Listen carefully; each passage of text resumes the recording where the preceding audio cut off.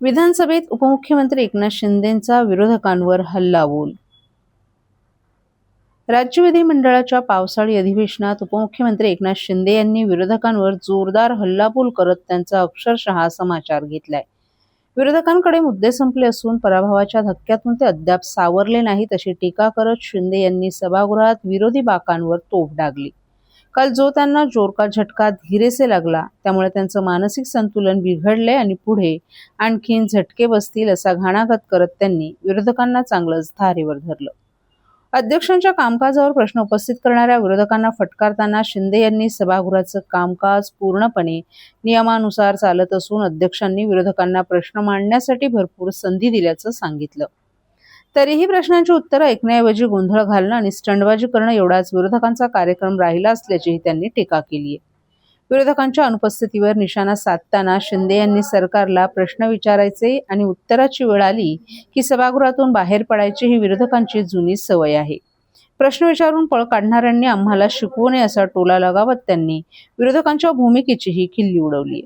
शेतकरी प्रश्नावर सरकारला घेरण्याचा प्रयत्न करणाऱ्या विरोधकांना शिंदे यांनी जोरदार प्रत्युत्तर दिले. महायुती सरकारनं शेतकऱ्यांसाठी आतापर्यंत 45,000 कोटी रुपयांची मदत दिली असून नुकसान भरपाईचे निकष बदलून दुप्पट मदत देण्याचा निर्णय घेतल्याचंही त्यांनी सांगितलं.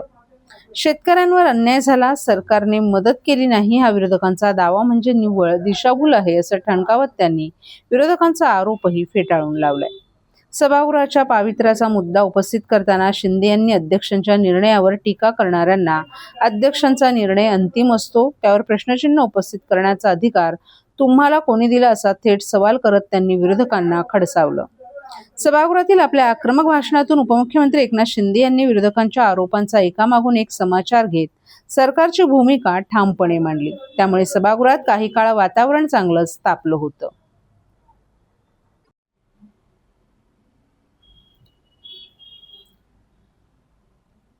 सिडकोच्या अखत्यारीतील 3 स्थानके मध्य रेल्वेकडे हस्तांतरित, खासदार नरेश म्हस्के यांच्या पाठपुराव्याला यश. मध्य रेल्वे आणि सिडको प्रशासन यांच्यातील समन्वयाच्या अभावामुळे गेली अनेक वर्ष नवी मुंबईकर रेल्वे प्रवाशांचे प्रचंड हाल होत होते. दोन्ही प्राधिकरणे एकमेकांकडे बोट दाखवत असल्याने रेल्वे प्रवासी मात्र यात भरडला जात होता. अखेर 15 मे 2026 रोजी खासदार नरेश म्हस्के यांनी दोन्ही प्राधिकरणातील अधिकाऱ्यांचा समन्वय घडवून आणला होता.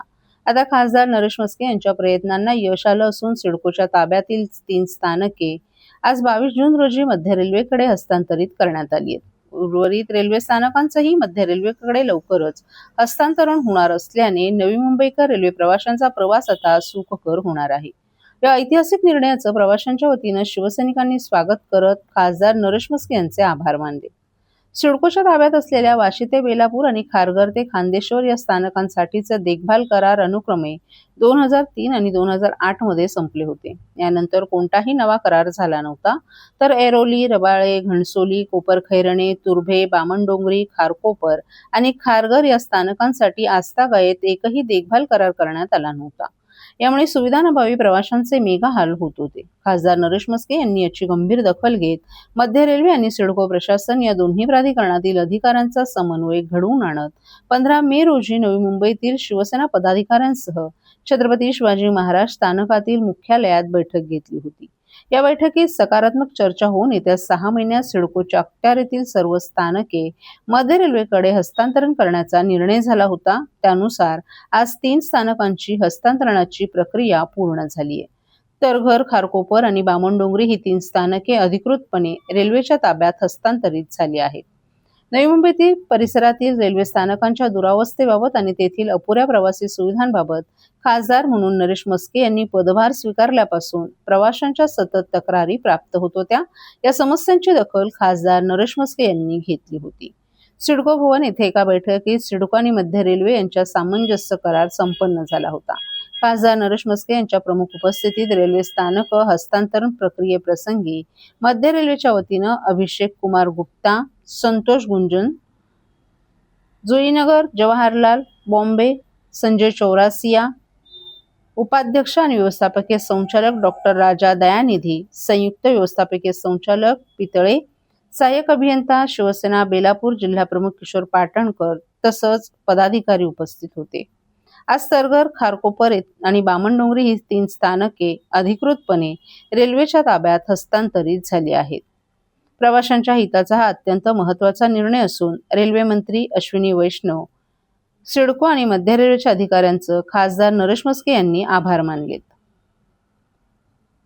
आभार मानेल. त्यांच्याकडे संसदेत हा विषय मांडला, त्यांच्याकडे सातत्याने बैठका घेतल्या आणि त्याला मूर्त स्वरूप आलेले. 15 मेला आमची अंतिम बैठक झाली. त्यावेळी निर्णय घेण्यात आला की वाशी जी काय हार्बरची जी सर्व स्टेशन्स आहेत, ठाणे असेल, आधीची नवी मुंबईची सर्व स्टेशन, ती पनवेलमधली सुद्धा असतील, ती सर्व स्टेशन 6 महिन्याच्या आत रेल्वे ताब्यात घेईल सिडको करून आणि त्याची आज सुरुवात होते. तारघर, खारकोपर आणि बामणडोंगरी ही 3 स्टेशन आज सिडको कडून रेल्वेकडे हँडओव्हर होत आहेत. त्याचं ॲग्रीमेंट या ठिकाणी झालेलं आहे. रेल्वेचे अधिकारी आलेले आहेत, सिडकोचे अधिकारी आलेले आहेत आणि उर्वरित 6 महिन्यांमध्ये पुढील स्टेशन सुद्धा जी काय आहेत ती सुद्धा रेल्वेच्या ताब्यात जाणार आहेत, जेणेकरून रेल्वे ज्या पद्धतीने अत्याधुनिक आता होते आणि रेल्वे त्या स्टेशन्सवर काम करू शकेल, नागरिकांना चांगल्या सुविधा देऊ शकेल. हा ऐतिहासिक निर्णय आज झालेला आहे. त्यामुळे जबाबदारी निश्चित झालेली आहे की स्टेशनची कामं कोणी करायची, प्रवाशाला सुविधा कोणी द्यायच्या. हा बऱ्याच वर्षाचा प्रलंबित प्रश्न आज सुटलेला आहे आणि तो पुढील स्टेशनांचा सुद्धा प्रश्न मार्गी लागले. ऑलरेडी अनेक स्टेशन जे आहेत ते रेल्वे बघते, त्यांचं मेंटेनन्स रेल्वेकडे आहे आणि अशातच आता नवीन मित्र हे जेव्हा रेल्वे स्टेशन त्यांच्या ताब्यात जातील, कुठेतरी असा प्रश्न उपस्थित होता की मध्य रेल्वेचे आहे किंवा रेल्वे विभाग हे कुठेतरी या स्टेशनचं प्रॉपर मेंटेनन्स आणि सगळं काही बघेल का? यापूर्वी रेल्वेचंच काम आहे रेल्वे स्टेशन मेंटेन करणं. यापूर्वी आता मध्यंतरीच्या काळामध्ये सिडकोने तर पूर्णपणे कामं थांबवली होती आणि प्रवाशांना नाहक भुर्दंड सहन करावा लागत होता. परंतु रेल्वे ही स्टेशन्स रेल्वेच्या पद्धतीने, चांगल्या पद्धतीने रेल्वे हा खूप चांगला विकसित होत आहे. आता सिडकोही काम करत नव्हते आणि रेल्वेही काम करत नव्हते. ॲग्रीमेंट 2008ला संपलेलं आहे. 18 वर्ष ज्या काही असुविधा आहेत नवी मुंबईच्या रेल्वे स्टेशन्सवर त्या आपण पाहिलेल्या आहे. आता रेल्वे त्यांची जबाबदारी ते स्वीकारते. सर्व नागरिकांना आवाहन करण्यात येत आहे की सध्या डासांमार्फत पसरणाऱ्या डेंग्यू या आजाराचा प्रसार रोखण्यासाठी प्रत्येकाने पुढीलप्रमाणे कार्यवाही करावी. डेंग्यू आजार एडिस इजिप्ती हा डास चावल्याने होतो. या डासांची पैदास साचलेल्या किंवा साचवलेल्या स्वच्छ पाण्यामध्ये होते. 8 दिवसांपेक्षा जास्त दिवस पाणी उघडे व साचून राहिल्यास त्यात डास अंडी घालतात. अंड्यांच्या अळ्या तयार होऊन पुढे डास तयार होतात. यासाठी आपल्या घरातील पाणीसाठे उदाहरणार्थ बॅरल्स, पिंपे, टाक्या, हौद, रांजणे इत्यादी दर आठवड्याला रिकामे करून घासून पुसून कोरडे करून पुन्हा भरावे. 1 दिवस कोरडा दिवस म्हणून पाळावा. पाणी साठ्यांना घट्ट झाकणे बसवावीत किंवा जुनी साडी, चादर, धोतर यांनी बांधून झाकून ठेवावीत, म्हणजे डास त्यात जाऊन अंडी घालणार नाहीत. घराच्या गच्चीवर, आजूबाजूला, अंगणात कोठेही पाणी साचू देऊ नये. भंगार सामान उघड्यावर टाकू नये. उदाहरणार्थ टायर्स, प्लास्टिक सामान, कुंड्या, टाकाऊ वस्तू इत्यादी. अशा सामानात पावसाचे पाणी साठून त्यात डेंग्यूच्या डासांची पैदास होते. घरातील कूलर्स, फ्रीजच्या पाठीमागील ट्रे हे देखील वेळोवेळी कोरडे करावेत. लक्षात ठेवा, नुसत्या फवारणीने डास घनता कमी होत नाही, तर त्यासाठी डास पैदास ठिकाणे नष्ट करणे ही आपल्या सर्वांची जबाबदारी आहे. कोणताही ताप अंगावर न काढता जवळच्या शासकीय रुग्णालयात मोफत औषधोपचार घ्या. अशा प्रकारे नागरिकांनी सहकार्य केल्यास डेंग्यूचा प्रसार रोखणे सहज शक्य आहे.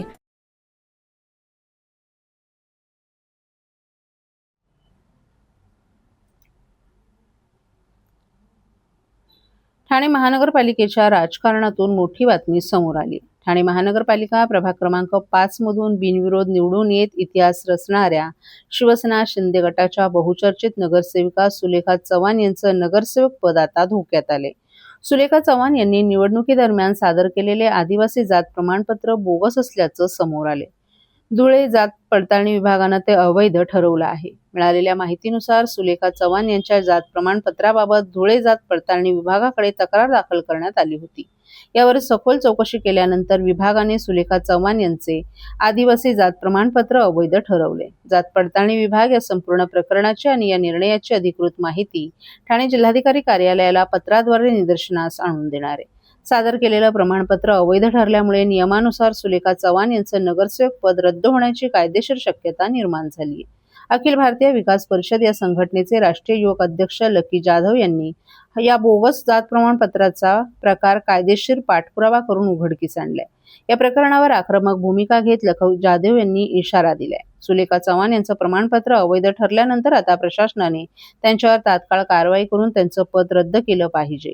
जर येणाऱ्या काळात ठाणे जिल्हाधिकारी कार्यालय आणि संबंधित प्रशासनानं कोणतीही ठोस कारवाई न केल्यास आम्ही शिंदे सेना आणि ठाणे जिल्हाधिकारी कार्यालयाविरोधात तीव्र आंदोलन छेडू असा इशाराही लकी चव्हाण यांनी दिलाय. विशेष म्हणजे लकी जाधव यांच्या या भूमिकेला आणि आंदोलनाच्या इशाऱ्याला आता विरोधी पक्ष असलेल्या ठाकरे गटानेही पूर्ण पाठिंबा दिलाय. यामुळे आगामी काळात या मुद्द्यावरून ठाण्यातील राजकीय वातावरण अधिक तापण्याची चिन्ह आहेत.